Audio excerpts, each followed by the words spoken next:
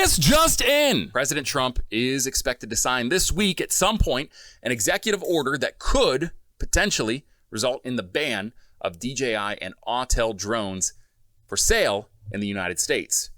Yeah, that's scary. But what does that mean for you? What does that mean for me? And what does that mean for the industry as a whole? And what can we expect moving forward? Let's talk about it. Let's talk drones.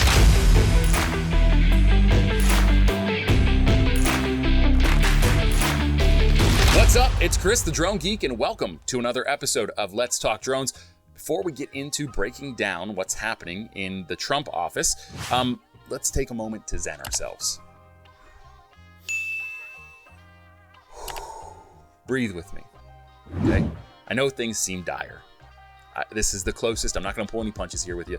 This is the closest that we've ever come to an outright ban of DJI and Autel technology for sale in the United States. This is the closest we've ever come. And whether you love him or you hate him, Trump has demonstrated that he is executive order happy. He loves signing these executive orders and just passing things through as quickly as he possibly can. I'm not going to get into all the particulars on how executive orders work or whether or not they stick long term, but the fact is he has signed a lot of executive orders in his first few months as president for his second term. So yeah, it's not good, guys. It's not good. I'm not going to pull any punches with you, but that doesn't mean that we should panic or get caught up in hysteria. It means that we just need to be ready and be prepared for the potentiality of a variety of different things to happen in the short and long term when it comes to the drone industry. So just know this, no matter what happens this week, it's going to be okay.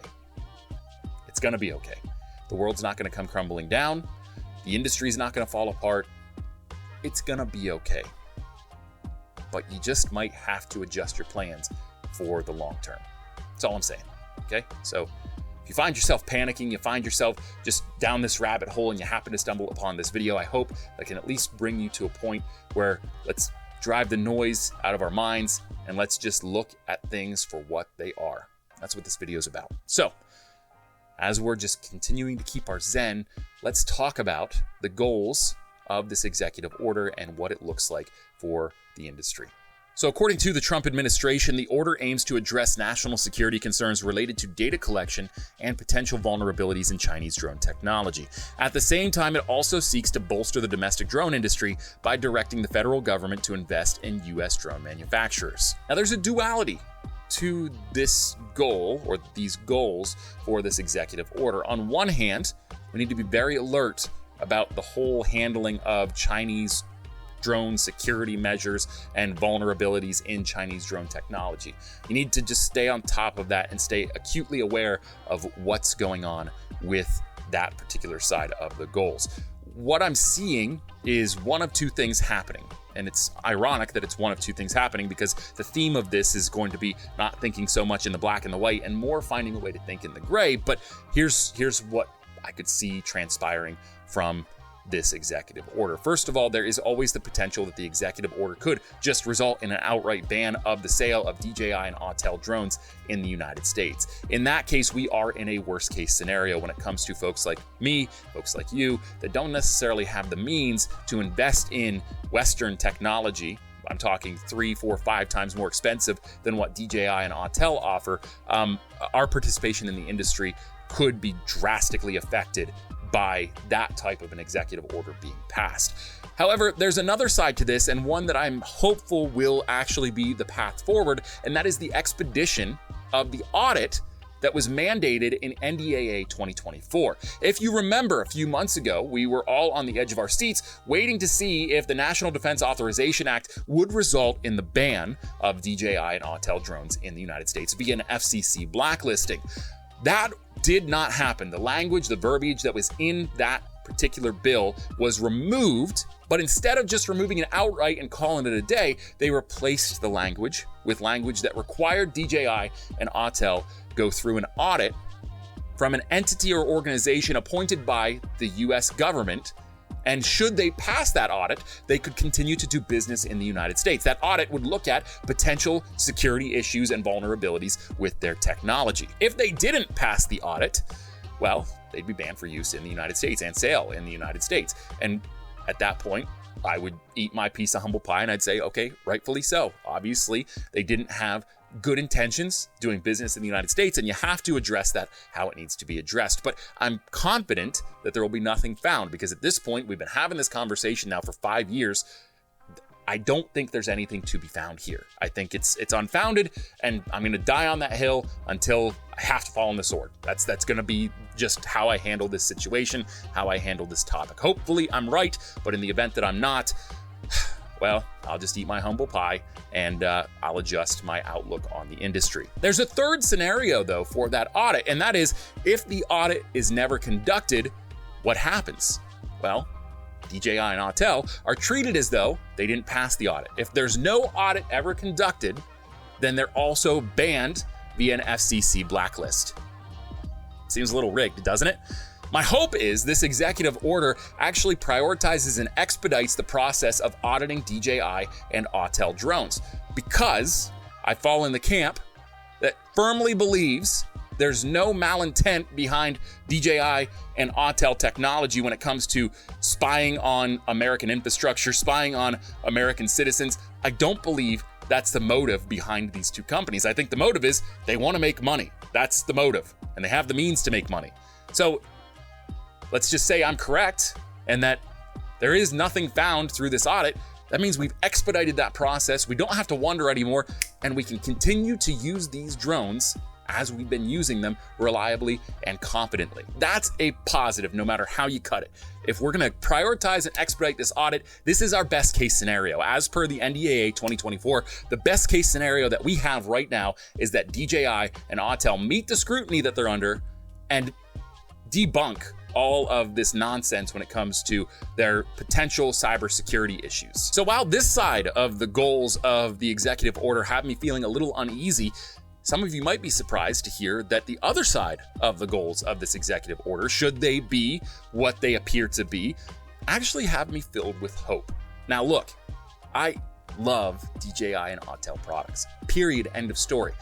They're cost effective, they're performance effective, and they're always readily available. I can get my hands on a DJI or an Autel drone within a few days of ordering one on the internet.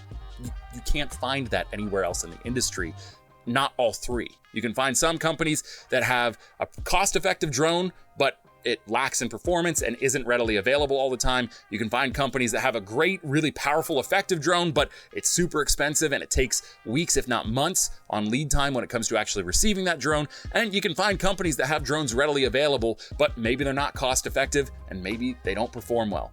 But you can't find a company other than DJI and arguably Autel that meet all three standards. And while all of that is true, and I'm just gonna own the fact that I do love DJI and Autel technology, it doesn't mean I don't wanna see the Western side of the industry grow, particularly the United States side part vertical of the industry. I really wanna see North American drones thrive and succeed. I just wanna see it done the right way, period, end of story. There's nothing else to that. I just want to see them innovate the way that I know Americans and North Americans, our friends to the North and the South, I want to see us innovate the way that I know is possible. We've done it before in the past. We'll continue to do it in the future as long as we continue to stay committed to the fact that we are a country, we are a region of the world that is built on economic competition and a capitalistic society. And whether or not you agree with that, the fact is, over the past 150 years, it's worked really well for us, but we've maintained the attitude that no matter what other countries, other companies, other private markets are doing, or public markets for that matter, we are going to continue to stick to American ideals and innovate and just persevere through everything. If we can do that, I'm on board. I love it. I think it's fantastic, and it's what we need to really drive innovation throughout the entire industry. Because truth be told, as much as I love DJI and as innovative as they are, and they continue to push themselves, recently, you've seen a lack of innovation in some of the areas where they used to bring a lot of new features and performance components to their drones. They've been able to taper off on how much they innovate drone over drone because they don't feel the push and the pinch of competition from other parts of the market. I just want to see this accomplished the right way. And if you are familiar with the history of DJI and how they got to where they are now, I'm not going to get into the weeds of all the specifics, but DJI was subsidized by the Chinese government in a way that allowed them to freely manufacture their drones and push them out into the markets of the world. Essentially, the Chinese government went to DJI and said, hey, look, if you can manufacture enough drones to fill a shipping container, we'll pay for that shipping container and the cost to get it to where it needs to go. That motivated DJI to then manufacture as many drones as they possibly could and then ship them out all over the world, thus bolstering the revenue generated from their drone sales and creating an environment where now they're selling hundreds of thousands of drones, not just a few thousand drones. This is the type of support that our industry in the United States, North America, needs from our regional governments. I'm talking about Canada, the United States, and Mexico. Anybody manufacturing drones in these countries needs the support of our governments. You have to remember, our side of the industry, the Western side of the industry, is approximately 7 to 10 years behind technologically the Chinese side of the industry. So we need to act like we're basically getting ready to manufacture our own version of the Mavic, which is exactly where DJI received that subsidization from the Chinese government for those shipping containers. It was with the Mavic 1, the original Mavic. So that's sort of where we're at and where we need subsidization from the United States government. We don't need support from the government in the form of legislation that doesn't allow other countries to participate in this industry. We don't need support from the United States government with laws that, control the use of drones in the United States airspace. What we need is grants and we need funding made available for research on these pieces of technology to make them more effective, to make them more readily available, and to make them more cost effective for the average consumer as well as the private enterprise consumers. Just everything needs to be channeled through the industry in a way that inspires these companies to do more with less. So from that side of the executive order, I'm in complete favor as long as it stays true to the values of the free market and the capitalist society that we've built here in the United States. As long as we can be true to those values, I'm on board with growing the Western side of the market. That's what we need. So for those of you that have accused me, either publicly here on YouTube or another platform that I have, or privately in your own conversations, I'm not anti-America. I'm not pro-China. I'm pro-drone. That's where I'm at. I'm pro-drone. I want this industry to do well. I've invested the last 8 years of my life in this industry, using the technology, developing the technology, selling the technology. It's been my MO for the last 8 years, is to grow the industry. And maybe even more surprising to some of you out there that have accused me of being anti-America or pro-China, the past 4 years of my career have actually been spent helping a North American drone company grow, or at least contributing what I can towards the goals that company has. That's right.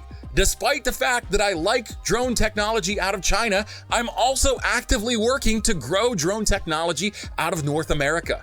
That's how I spend most of my week.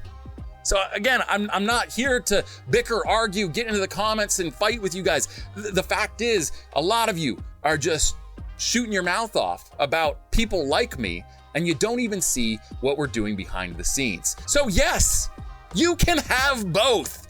Yes, you can be somebody that wants to see Chinese drone technology continue to participate in our free market, while also wanting the Western side of the market and the technology out of the West to continue to grow and succeed.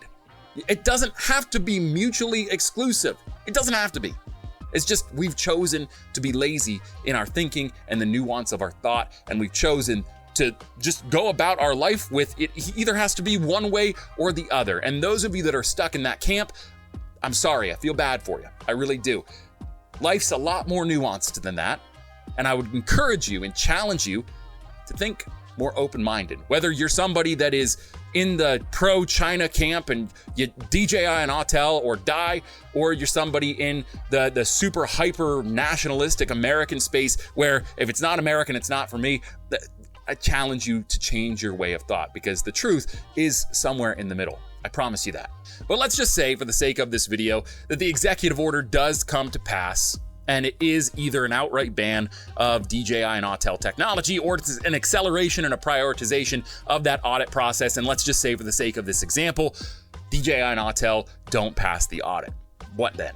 There are three things you can expect to impact the drone industry and especially the United States drone market should DJI and Autel be banned for sale in the United States. First of all, there will be a limited availability on all drones. A ban on new DJI drones could significantly limit the options available to drone pilots in the United States, as DJI currently dominates the market. I believe at one point I read a study that DJI owns 80% of the drone market in the United States. That's huge. Definitely something that we need to pay attention to in our free market and address in our free market. But again, it's not through kneecapping DJI, it's through innovating and supporting and subsidizing the Western market to compete harder to take up more of that market share. But again, I'm digressing.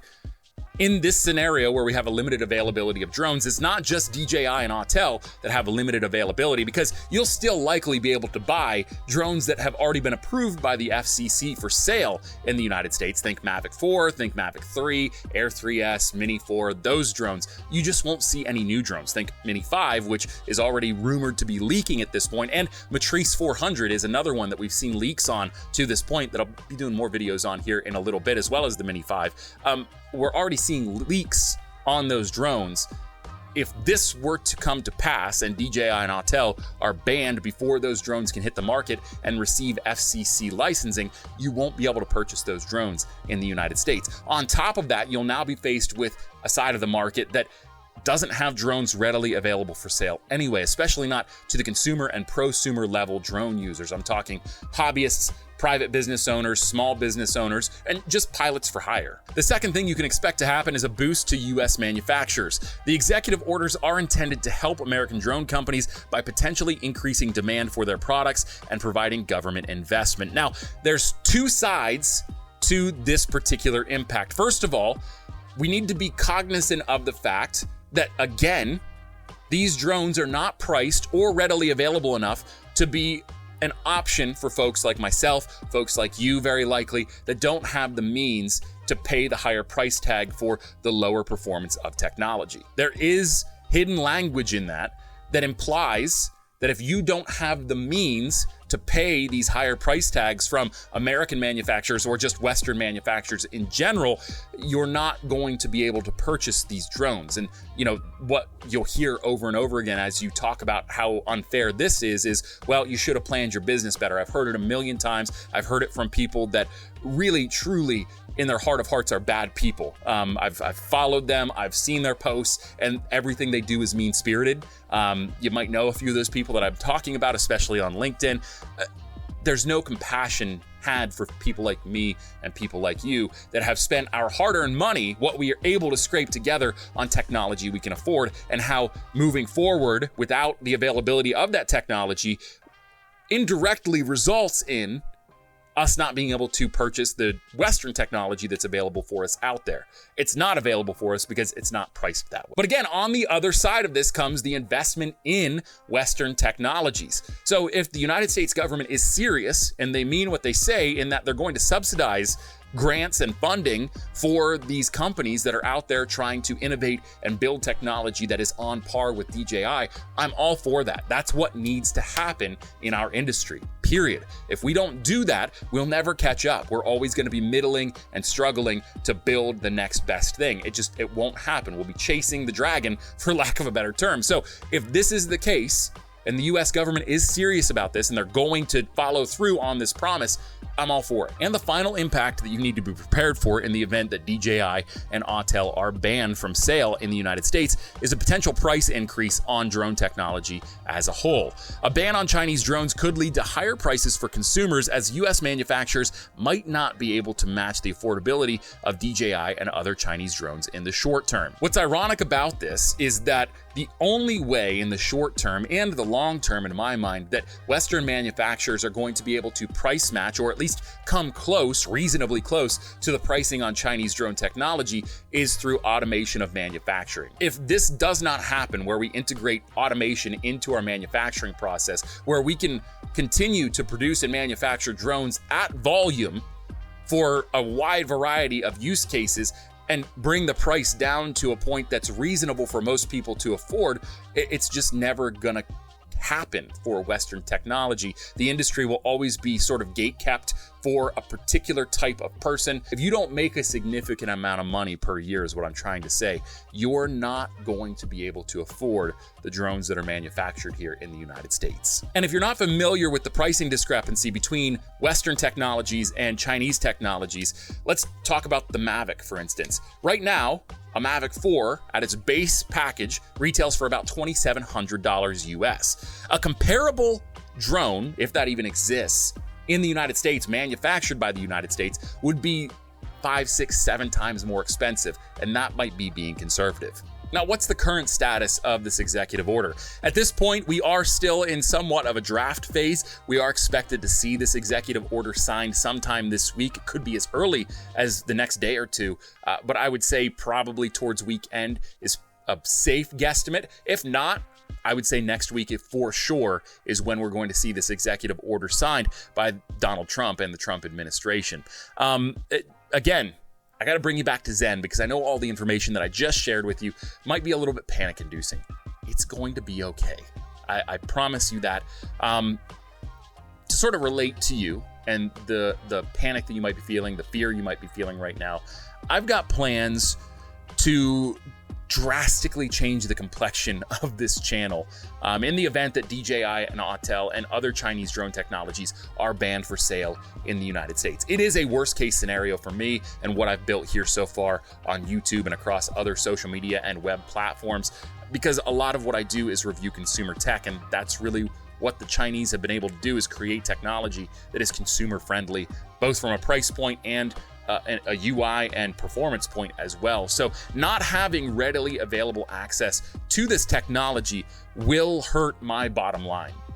It's just a reality. So if this comes to pass, and I want the Drone Geek to survive, and I want this brand to survive, and I want to continue growing and thriving within the industry, I'm going to need to make some changes to the type of content that I do. Hopefully it's still of interest to you. It's not me bailing out on drones. In fact, it's quite the opposite. I'm doubling down on drones, but it may not be quite as exciting as like a Mavic review or an Air review or a Beta FPV review. It may be something very, very different. Who knows? I hope that the next few days, weeks, months, years are kind to folks like you and me at the ground level who have invested our own blood, sweat, and tears into building our brands, building our businesses, and getting involved with the industry at a higher level.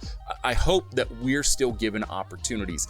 I don't know that that's going to be true, though, so we need to be prepared for what could potentially be worst case scenarios, but until we see them come to fruition, we sort of just have to be ready. So I hope that in the next couple of days, we get the best case scenario where the audit is prioritized and expedited, and then we just have to wait with bated breath to see if DJI and Autel are able to pass muster and show that there are no security concerns, credible security concerns for the United States when it comes to using their technology on US soil. Again, best case scenario, and hopefully it would put the issue to bed. However, even in the event that DJI and Autel pass an audit, I don't think that this is over by any stretch of the imagination. What do you think, though? Let me know down in the comments below. If you liked this video, hit the thumbs up icon down below. It helps me out a lot, helps get this video out into the algorithm to more viewers like yourself. If you really like this video and you love drone content shot by drones, about drones, and for drone pilots, my friend, this is the channel for you. Make sure you hit the subscribe button if you haven't already, and while you're at it, hit the bell icon too. You'll get a notification every time I post a new video. Until next time, I'm Chris the Drone Geek. I'm out of here. See ya. Yo, what you say? Steady screaming, YOLO, rockin' polo, we the fight. Everybody frontin' like